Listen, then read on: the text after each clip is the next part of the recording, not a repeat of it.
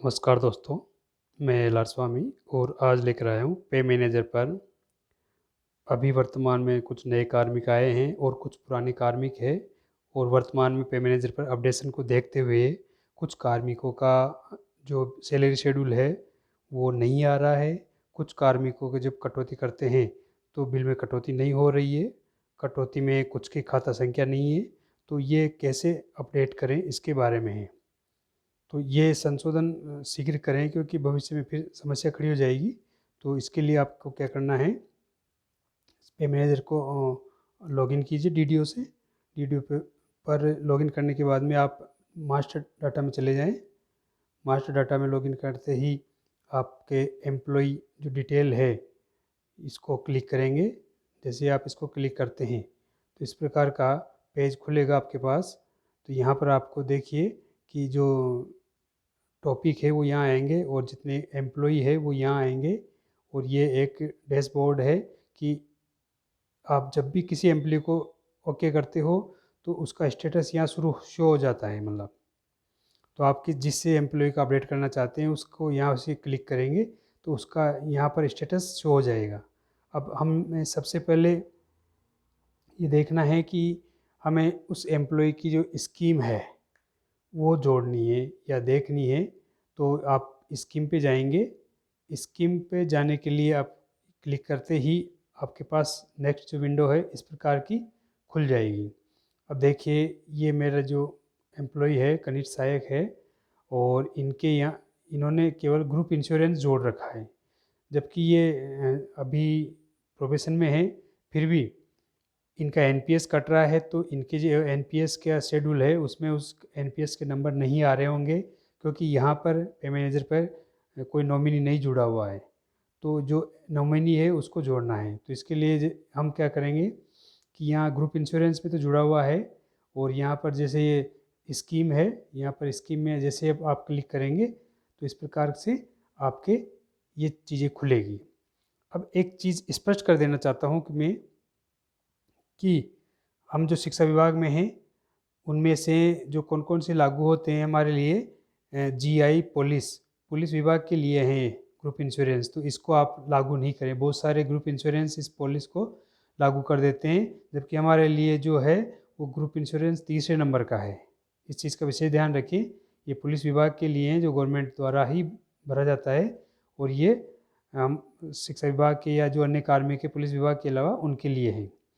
ये general provident fund है, GPF जो जीपीएफ है उसका नॉमिनी के लिए हैं। तो जीपीएफ अब एनपीएस के लिए भी है। तो भविष्य में यदि 2004 वालों के लिए अलग जीपीएफ आता है इसमें तो वो ऐड होगा, नहीं तो ये भर सकते हैं। ये पुरानों लोग के लिए अभी तो भरना है। एनपीएस स्कीम जो जिनकी एनपीएस कटती है वो यहाँ से एनपीएस क्लिक करके अपना नॉमिनी भरें। और ये जो प्रोविडेंट फंड एआईएस के लिए, ऑल इंडिया सर्विस के लिए, तो ये हमारे लिए नहीं है, इसको छोड़ दें। और स्टेट इंश्योरेंस राज्य बीमा है, 2 साल पूरे होने पर आपके जो पॉलिसी करती है एसआईपी उसके लिए है। अर्थात दूसरा, तीसरा, चौथा और छठा ये जो पॉइंट है ये हमारे लिए हैं, पहला और पांचवा हमारे लिए नहीं है। तो जैसे हम मैं यहाँ पर एनपीएस जोड़ रहा हूँ तो एनपीएस जोड़ते ही ये जुड़ गया। और यहाँ पर नॉमिनी नेम, अब ये नॉमिनी नेम जब से आप सेलेक्ट करते हो तो नॉमिनी नेम भर जाता है। अब नॉमिनी नेम को यहाँ पर जैसे सेलेक्ट करते हो तो आपने जो जो परिवार के सदस्य चढ़ा रखे हैं वो उनका नाम आएगा। परिवार के सदस्य कहाँ से चढ़ेंगे, आप अपनी पे मैनेजर आईडी से चढ़ा सकते हैं। वहाँ से रिक्वेस्ट डीडीओ को भेजेंगे, डीडीओ से एचओडी फॉरवर्ड हो जाएंगे और वो एक्सेप्ट हो जाएंगे। पहले डीडीओ से होते थे लेकिन आजकल 90% से ज़्यादा काम एचओडी से अप्रूव होने के बाद होते हैं। तो इसमें सुविधा भी है और कुछ कष्ट भी है। तो आप अपना जो परिवार है, कैंडिडेट है, उनका यहाँ भर दीजिए और उनको सबमिट करने के बाद आपके यहाँ पर वो शो होने लग जाएंगे। तो जैसे आप यहाँ पर नॉमिनी नेम भरते हैं तो नीचे रिलेशन अपने आप ले लेगा और फिर ये आपसे पूछेगा कि आप इसको, अगर जैसे ये एनपीएस है, एनपीएस के इस व्यक्ति को कितने % का नॉमिनी बनाना चाहते हो। तो जैसे ही मैंने यहाँ 100% भर दिया, 100% भरने के बाद में जब हम सबमिट करेंगे तो इस प्रकार से कर्मचारी स्कीम नंबर विवरण सफलतापूर्वक प्रविष्ट हो गया है और इस ओके या ठीक पर क्लिक कर दीजिए। जैसे आप क्लिक करते हैं तो देखिएगा यहाँ पर NPS न्यू पेंशन स्कीम 100% आ गई है। यदि आप करेक्शन करना चाहते हैं तो यहाँ से डिलीट करके यहाँ से दोबारा फिर जोड़ दें। लेकिन एक बात ध्यान रखें कि यदि एक कटौती हो जाती है उसके बाद फिर डिलीट करना दिक्कत होगा, आप एडिट ही कर सकते हैं। ये NPS जोड़ दी। अब हमें SI जोड़ना है, तो SI जोड़ने के लिए हम यहाँ स्टेट इंश्योरेंस और वही नॉमिनी वही जो वाइफ है और 100% जोड़कर सबमिट करेंगे तो वापस वही आएगा कि आपकी स्कीम जोड़ दी गई है और आप सफलतापूर्वक हो गया और ओके कर दें। तो ये ओके हो गया। अब देखिए ग्रुप इंश्योरेंस, NPS स्कीम और स्टेट इंश्योरेंस तीनों चीज़ें जोड़ दी गई है। तो अब जब शेड्यूल निकलता है तो वहाँ पर जो भी तीनों के जो शेड्यूल निकलेंगे उसमें उस कार्मिक का कटौती भी दर्शेगी और कटौती के बाद में आप जब ये देखोगे कि जो उसका अकाउंट नंबर है कि जैसे NPS के संबंध में प्राण नंबर है, स्टेट इंश्योरेंस के संबंध में स्टेट इंश्योरेंस के जो नंबर है SI नंबर वो, और ग्रुप इंश्योरेंस है तो जो जिसमें जमा होता है तो वो वहाँ पर दिखाई देता है। तो ये सब दिखाई देंगे इसके बाद में। अगला है कि आपका जैसे प्राण नंबर है तो प्राण नंबर यहाँ से नहीं चढ़ रहे तो कहाँ से चढ़ेंगे, इंश्योरेंस नंबर वगैरह कहाँ से चढ़ेंगे। तो इसके लिए आपको अपने पर्सनल पे मैनेजर से जो एम्प्लॉय नंबर से उसकी डिटेल रिक्वेस्ट भेजनी पड़ेगी। हालांकि कुछ अपडेट DDO से जब SI फेच करते हैं जो कार्मिक को तब हो जाता है, लेकिन फिर भी एम्प्लॉय जो नंबर है वो आप अपने पर्सनल जो पे मैनेजर ID है उससे भरकर भेजेंगे तो DDO को प्राप्त होगी और DDO के प्राप्त होने के बाद में DDO एक्सेप्ट करेगा। क्योंकि DDO में पूर्व में ये व्यवस्था थी कि DDO उसको भर के सबमिट कर देता था, लेकिन अब ये व्यवस्था हो गई कि सबमिट करने का बटन वहाँ पर नहीं है, केवल एक्सेप्ट करने का ही बटन है। तो ये है कि DDO अपनी तरफ से नहीं भरेगा, कार्मिक अपनी तरफ से भर के भेजेगा और उसके जो एविडेंस है वो भेजेगा और फिर DDO फॉरवर्ड करके HOD को भेजेगा। अप्रूव होने के बाद में वो अपने आप चढ़ जाएंगे। तो जैसे एम्प्लॉय नंबर है उनको यहाँ से क्लिक करते हैं तो इस प्रकार से देखिए ये एम्प्लॉय नंबर है तो ऊपर ऊपर GPF नंबर है, बेल्ट नंबर हमारे नहीं चलते हैं, आधार नंबर आएगा, पैन नंबर आएगा, SI पॉलिसी नंबर और अगर CPF वैसे तो नहीं है पर अगर हो तो आएगा, CPNF जो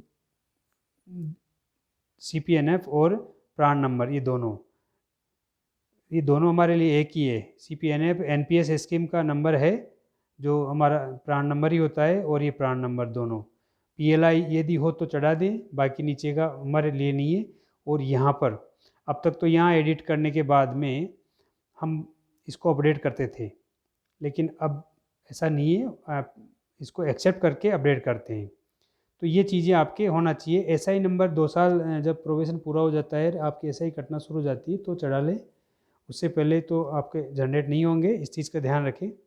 बाकी आपके पास है वर्तमान में नए GPF नंबर आ ही नहीं रहे, पुराने ही हैं, तो इस चीज़ का ध्यान रखिए। सभी एम्प्लॉय अपने पर्सनल पे मैनेजर ID से भी नंबर चेक कर लें और DDO भी इस चीज़ को चेक कर लें कि ये चीज़ें कार्मिक की है या नहीं, क्योंकि भविष्य में हो सकता है समस्याएं खड़ी हो जाए। तो जैसे आप इसका कारण यहाँ पर फिक्सेशन जो टाइप है कि आप जब ये अपडेट कर रहे हो तो इसका कारण क्या है, तो आप बता सकते हो कि प्रमोशन से, ACP से, डायरेक्ट रिक्वायरमेंट से। डायरेक्ट रिक्रूटमेंट जो नया कार्मिक आता है उसके लिए है, ACP या प्रमोशन पुराने कार्मिक के लिए हैं और अपडेट का कारण भर के सबमिट कर सकते हैं।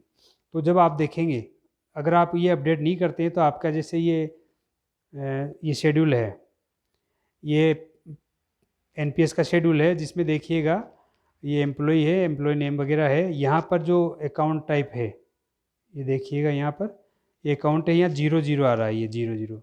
अगर एक बात माने कि आपका NPS कट के किस अकाउंट में जा रहा है तो यहाँ पर देखा जाए तो पता ही नहीं है। हालांकि आपके एम्प्लॉय ID के थ्रू वो आपकी जो राशि है उसको बांधे रखता है, अर्थात उसको एक जगह रखता है कि जैसे आपका ये नंबर मिलेगा आप वो उसमें ऐड कर देगा, लेकिन आप इसको अपडेट करवा लें, अच्छा है, स्वयं अपडेट करके भेज दें। ऐसे ही SI के में और जो GI वगैरह है, GPF वगैरह है, उनमें ये 00 नहीं आना चाहिए।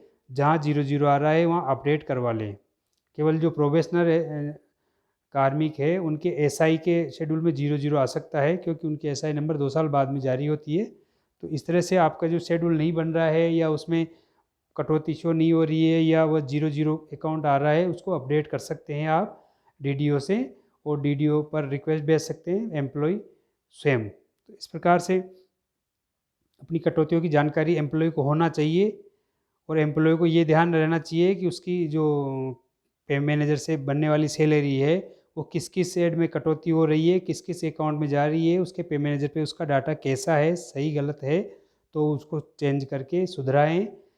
ऐसा नहीं अनभिज्ञता रखने पर आपका जो हो सकता है कि रिटायरमेंट के समय आपको इधर उधर चक्कर काटना पड़ जाए, तो अभी से ही आप देखकर उसको संशोधित करवा लें।